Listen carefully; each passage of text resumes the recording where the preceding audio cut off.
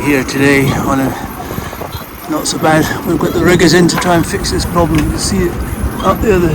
We've also got guys are working the generator.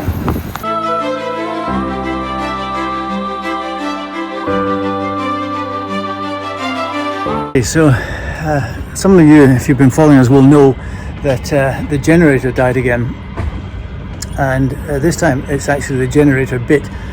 The generator is essentially two parts. There's a diesel motor, a 3-cylinder diesel engine, if you like, driving a very large generator or alternator like the one you have in your car, but much bigger. The one in your car churns out 12 volts to charge up the battery in your car. This one churns out 220 volts, so it's about 20 times the size. It's huge. Up of a rotor in the middle, and then a thingy around the outside, and permanent magnets and windings. And if the windings get corroded and then end up touching each other, it shorts out. So in episode 56, Tony, the generator man, took away the generator bit to rewind it. He told me it would take about 2 weeks. It took a bit longer than that, but that's fair enough. It was a very big job to rewind both the stator and the rotor by hand.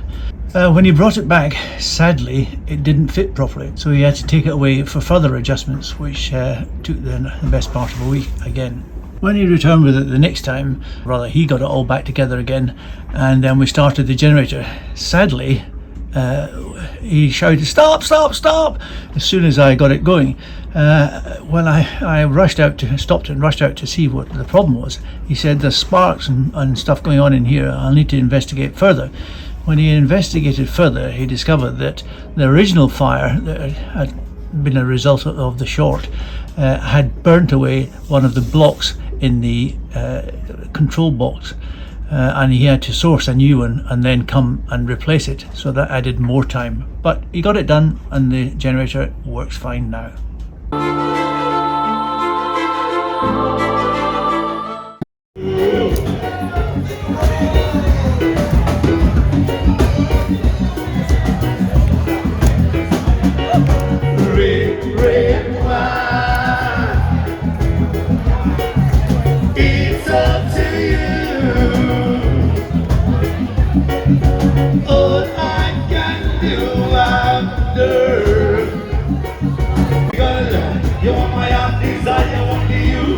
You set my heart on fire for you. You want my heart desire only you. You set me heart on fire. Take me, baby. Bring up. I wonder where they're from. UB40, where the UB40 fans in the house?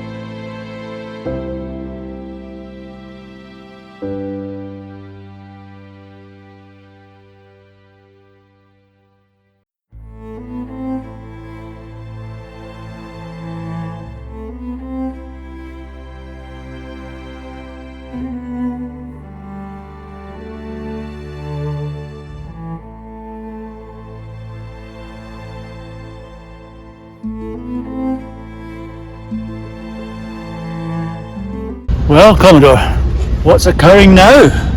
Oh yes, after my very long flight, Cape Town, Amsterdam, Panama City, Trinidad early this morning. So, and now the captain's brought me home to not so bad.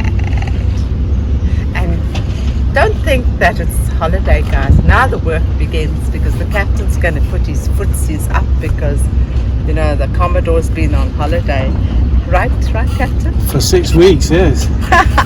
You're still complaining about the 6 weeks, but now it's all over. We move along, right? Good morning, guys. It's Sunday, I don't know, 20-something of July. And I've moved on to another job. We've had trouble with this door seal, this front door seal, for a while. There's a seal, was originally a seal on here. The seal came off very easily, but it left what was, I think, a sticky back. So it was self-sticking, I think. And I'm in the process of taking it off. It's a seriously tedious job. It doesn't require any great skills, but it's really tedious and slow. And the real problem was up here. This bit of the seal was always sort of bashed because as the door closes it would catch the seal. What I've discovered now that I've taken the seal off and looked at the whole thing a bit more closely is that the gap between the door and the frame when the door is closed up here is much less than it is anywhere else. So the door is either not on straight or it's twisted or something. So I have to work out how to deal with that once I get all this sticky glue stuff off. But that's my exciting job for the day.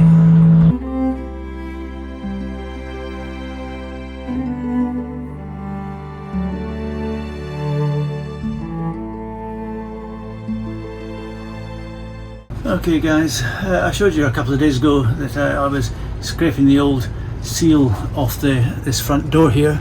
I got that done and yesterday Sandra and I fitted the new seal. It's not quite the same as the old seal, but I think it'll work fine. We had to make some adjustments to the catches here, but that's fine. They do adjust, so that's fine. Now I've just got to we're going to replace all these screws here. They're all rusty and tatty and so on, so I'm going to replace them all. I'm also going to replace these ones here. I mean, look at this. Only Sunsail could do this. They put a countersink screw on here instead of a dome-headed one. I despair of their handiwork and their standards. It's just terrible. But anyway, we'll tidy that up and it'll look quite a lot better, and that will be the next job done. Bye for now. Hey everybody, so after a couple of years really of poor quality sound from my iPhone, which I use pretty much all the time for videos, a year ago or so I bought supposedly an external microphone that had a foam sock on it, which was supposed to deaden this, the wind noise. It made no difference at all as far as I could tell. So today I have constructed a little thing to make a new cover for the microphone, and now we're going to have a test, see if it works. Sandra feels that it will probably be too thick and we won't be able to hear anything at all, and that's definitely a possibility, but we'll see. Okay, I am out in the wind. It isn't very windy today, but there is a breeze, there's no doubt about it. So just have a swing round and see whether it makes any difference at all. You can hear the wind noise. I'm hoping we won't, but as I say, it's not really windy enough to give it a good test.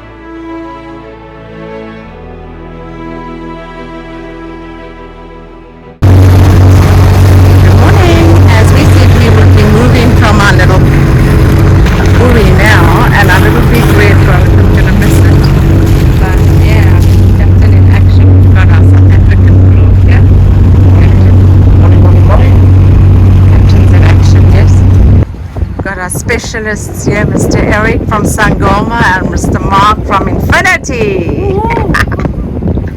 Look at that assistant deckhand. All the professionals will be passing HQ2. South Africans from Durban, man. Where from? Durban! Durbs and all. Here we are in our new temporary home in powerboats, further in and a little more sheltered. It's quite a squeeze getting us in through here. There's wind blowing us across. We've also got this rather awkward bit of dock here which we had to avoid and so on. It took all the combined muscle power of Mark and Eric to hold us off this pole, whatever you call it. We had to get close enough to get the lines around them, but yeah, we didn't want to hit them, but it's tricky, really tricky. And then just after we parked, the monohull came alongside as well, and had some excitement as well with that. So, but we're all in and all safe.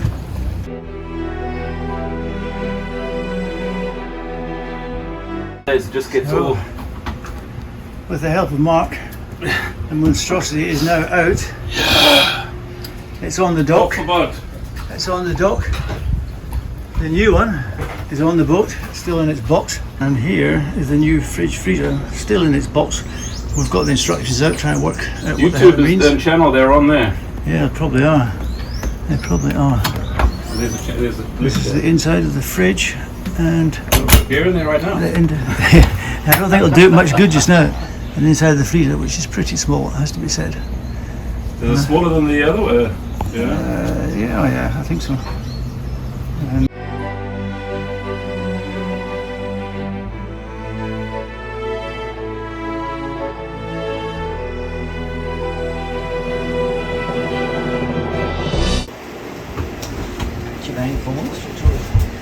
The whole cardboard, just straighten the cardboard out. Pull the cardboard back. There's 3 people you have to have. Just doing what you normally do on your own, right? Hang on, I'm sitting down for a second. You've done that before. Oh yeah. Yeah. Try to put in your This is baby. in. Wait. No, now we're going to go and slide. How should I look at it? Oh, there's a room. Yeah, it's going to go right in. The whole thing's going to go in. Until we hit the bottom there.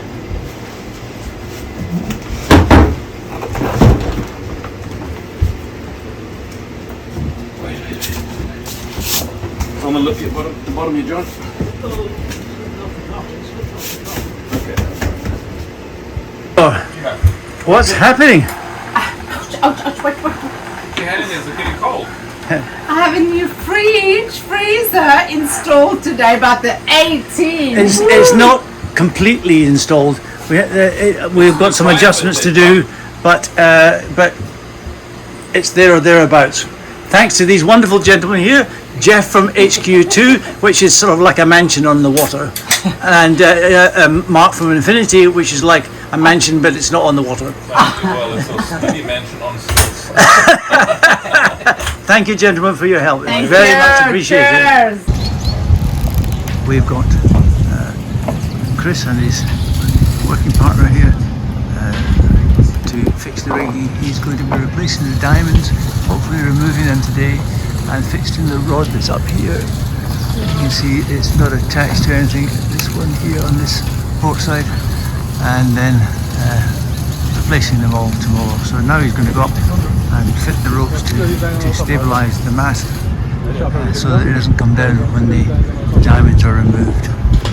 And I'm attempting to use the new microphone, external microphone modification to stop the wind noise, and we'll be able to see whether this is working or not. It isn't terribly windy at the moment, it was a lot windier earlier. It's not. And so Chris is on his way up the mast. A lot of banging here behind us. But there's lots of work going on always here in this yard and these yards at this time of the year. So Chris is going to secure the masts from about the spreader there and stop it falling down when the diamonds are removed. And so the work continues, and the diamonds are pretty much off, they are off at the bottom. Inner diamond is off the bottom, it's attached through that pole. You can see the mast just here-ish. And now Chris is going up to release the top side of the diamonds. Okay, good morning everyone. A rather wet and rainy day here in Shagaramas. But nonetheless, Son and I have been up early to watch the Lionesses win their semi-final at football, which is great. The Matildas. Beat the Matildas, yeah. We don't want to rub it in too much. Don't be nasty. No. And then we set about removing this, which is the Autopilot mounting plate. This is the Autopilot mounting plate, which is rather rusty here due to the amount of water that came out of the bottom of our old freezer, which is now gone. You'd think this is a simple job. It's only 4 nuts and bolts, but the access to the nuts on the bottom is just a nightmare. So we've got it undone. I've no idea how we're going to get it back because access to the bottom is virtually impossible. Anyway, removing that plate allows us to push the fridge freezer all the way in, and there it is. It's not fastened or anything like that, but there it is. It's pushed all the way in, and that's the way it will look when it's finished. This is where the Autopilot plate was mounted, just here on this rusty little spot here, and we couldn't get the fridge freezer far enough back until we'd taken it off.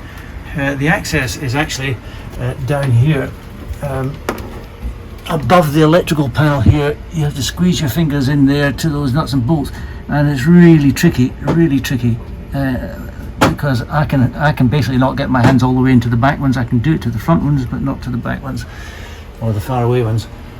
I think we're going to have to cut a hole in the fiberglass here. I think that's the only sensible thing I can think of to allow us access. I mean, obviously this is quite important because it supports the Autopilot, and I don't want to weaken the structure too much. It also supports the refrigerator. To get the Autopilot mounted again, what we need to do obviously is reinstall this plate, but there's no way we can reinstall it as it is. So what I need to do is extend this base plate. So we need this vertical bit cut off, and then a small extension put on and welded on, and then the vertical bit welded back onto that. So I think that's the best option. I will discuss it with the man. This is one of the terminals on our rigging that's been removed. And you can see here, if you look, that 2 of the wires are broken, and what happens is that they tend to snap inside the terminal, so you don't see it. Sometimes they snap just at the end where the terminal meets the wire, but very often it happens inside, and of course it's quite hard to spot. You need almost an expert eye, know what you're doing to spot it. But this is the reasons why we're changing the diamonds. Yeah, they've been weakened, and with it being a 119 wire, there's still quite a lot of strength in it, and we could probably have gone on like that for a few months, but at the end of the day you never know how many other wires are broken, and it's just a risk that we don't need to take. So Chris is up the mast starting the refit of the diamond with the new wires and fittings and so on. And he's coating all these bits and pieces with Tef gel, which is a kind of anti-seizing kind of compound, which basically stops corrosion between the 2 different kinds of metal, because the fittings are made of stainless steel, the wires made of stainless steel, but the mast, of course, is made of aluminium. So Sandra and I went out for a bit of lunch, and it's pretty much all done. Chris is still up the mast, but everything looks to be either completely tensioned or most of the way tensioned. It's an incremental job tensioning it, so take a couple of turns one side, couple of turns on the other side, sort of thing. There's a lot of swinging and backwards and forwards. Poor Chris. This is the Autopilot mounting bracket, which I've got back from the welder. I've sanded it down and painted it. You can see the bit he has added. It's slightly thicker. It's 10mm as opposed to 8mm, which the rest of it is. He wanted to grind it down to 8mm, but I told him not to bother, just leave it at 10mm. Normally we don't have Wi-Fi on the boat, which is awkward, makes life difficult for us, particularly when I'm trying to upload these new videos. We have to go to a cafe and or a bar or somewhere where we can get Wi-Fi to upload the videos. Very often the bar and restaurants Wi-Fi is okay for checking WhatsApp and things like that, sending the odd photo maybe, but uploading a 5 or 6 gigabyte video isn't really what it's designed for. When we were in Trinidad and in Chaguaramas, many people were getting Starlink, which is Elon Musk's Wi-Fi. The advantage of it is that it gives us Wi-Fi all the time. So in the end, at the very last minute, Sandra persuaded me to order Starlink, and we ordered it. Fortunately, it came in inside 2 weeks, just inside 10 days. We were able to get a bracket made for it. Needed a bit of an adjustment, still not perfect, but it's good enough, to mount it on the rail outside. And so that brought an end to our work in Chaguaramas. So how much did all this cost? Well, starting with the cheapest first, the Autopilot was $487 US. The Starlink, which we added on at the last minute, was $579 US. The generator was $3,142, and the fridge freezer was $3,365, while the rigging was a whopping $5,500 US, bringing us to a total of $13,073. I'm off to have a lie down before I have a heart attack.